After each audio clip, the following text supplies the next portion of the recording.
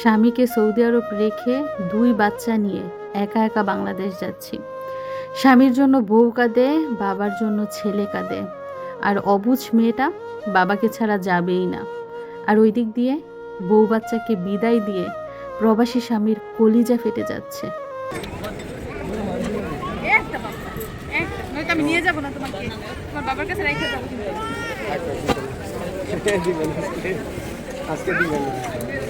সে বসতেছে, তার বাবাই তার সাথে আছে, আর কাউকে প্রয়োজন নাই।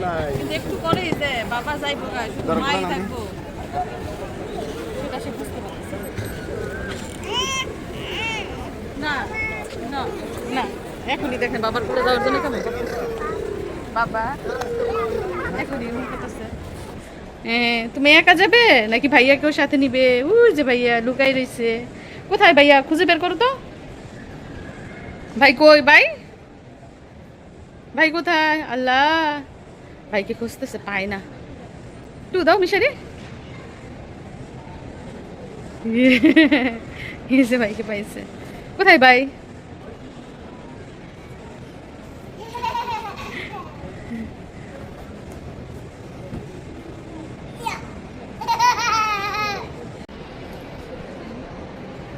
আমাদের হাতে এখনো অনেকটা সময় আছে, ভাবলাম যে এই ফাঁকে মেয়েকে খাইয়ে নেই। আর মিশারির জন্য মিশারির বাবাই নাগেটস আনতে গেছে, ছেলেকেও কিছু খাইয়ে নেই, কারণ এয়ারপোর্টের ভিতরে কখন বিমান ছাড়ে বলা যায় না। এজন্য আগে ভাগে ছেলে মেয়েকে খাইয়ে পেট ভরিয়ে নিচ্ছি, যাতে করে কান্নাকাটি কম করে, তারাও যাতে কষ্ট কম পায়। তো বাচ্চার বাবার সাথে থাকলে তো চিন্তা আছে, এখন যেহেতু আমার 1-2টা বাচ্চা সামলাতে হবে, ওই জন্য আগে ভাগে বাচ্চাদের ঠান্ডা করে দিচ্ছি। গরম পানির ফ্লাক্স, দুধের কৌটা, চিনি, যা যা লাগে সব আমি সাথে নিয়ে নিয়েছি বাচ্চার জন্য। এমনকি পাতলা একটা কম্বলও নিয়েছি সাথে, যদিও বিমানে কম্বল দেয়, তারপরে আর কি নিজেদের প্রস্তুতি নিজেরা আগে থেকে নিয়েছি। নাগে সেই দুপুরে খাই আসছে বাসা থেকে, আবার 12:30টার দিকে। এখন তো ক্ষুধা লাগারই কথা, কিন্তু বাফে বুঝছে। ফ্রেঞ্চ ফ্রাইড আর নাগেটস, তাড়াতাড়ি খেয়ে নাও বাবা, সময় নাই হাতে। এই খাবারগুলো আনতে মিশারি রাব্বুর প্রায় 20 মিনিট সময় লাগছে। এত টাইম লাগছে কেন?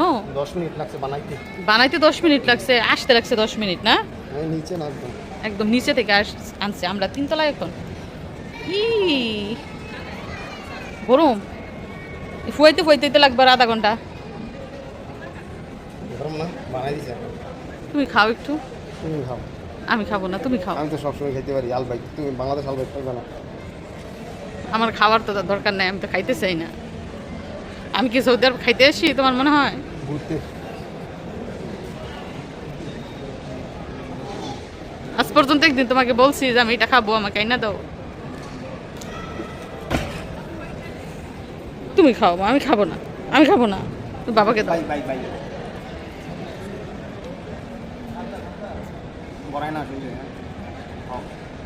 তো এখন আমাদের যাওয়ার সময় হয়ে গেছে, বিদায় নিয়ে যেতে হবে ভিতরে, কারণ হাতে সময় নাই। কারণ 2টা বাচ্চা নিয়ে যাবো, তাড়াহুড়ো করে যেতে হবে। তো যাও মামা,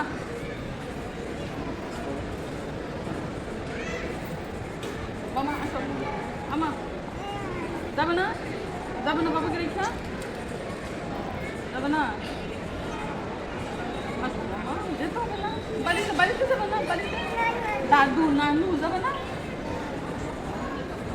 আসো, কাম লোকে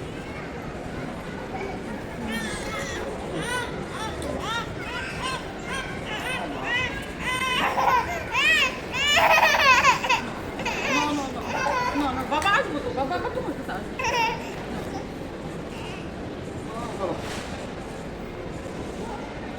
3 মাস আগে যখন বাচ্চা নিয়ে এই এয়ারপোর্টের ভিতর দিয়েই ওনার কাছে এসেছিলাম, উনি যখন আমাদের জন্য অপেক্ষা করছিলেন কখন আমরা আসব কখন আমরা আসব, তখন ওনার মনের অবস্থা কেমন ছিল। আর এখন উনি নিজে আবার আমাদেরকে বিদায় দিচ্ছেন, ওনার কেমন লাগছে একবার ভাবুন। আর আমাদেরই বা কেমন লাগছে। কিছু কষ্ট প্রকাশ করা যায়, আবার কিছু কষ্ট নীরবেই মনের ভিতর রেখে দিতে হয়।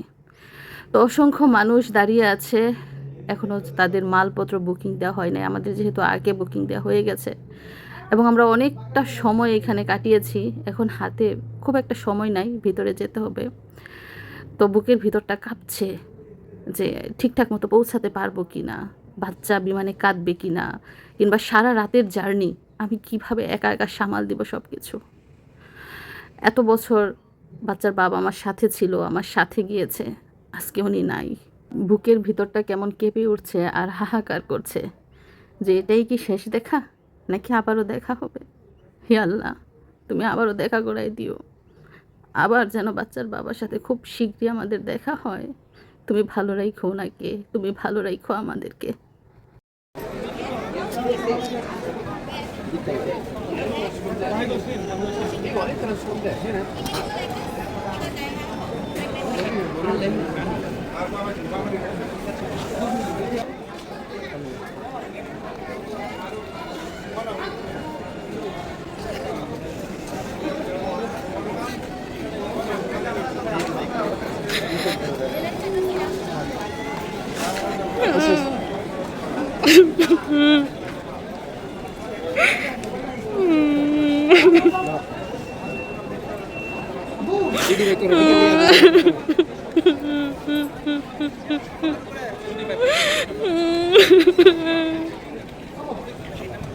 এয়ারপোর্ট এমন একটা জায়গা যেখানে কখনো হাসি কখনো কান্না, কখনো হাসি কখনো কান্না। এবার কাঁদতে কাঁদতে দেশে যাচ্ছি। বাসায় থাকতেও ভাবি নাই যে এতটা কষ্ট লাগবে। বাচ্চার বাবার মনের কথাটা একবার ভাবেন।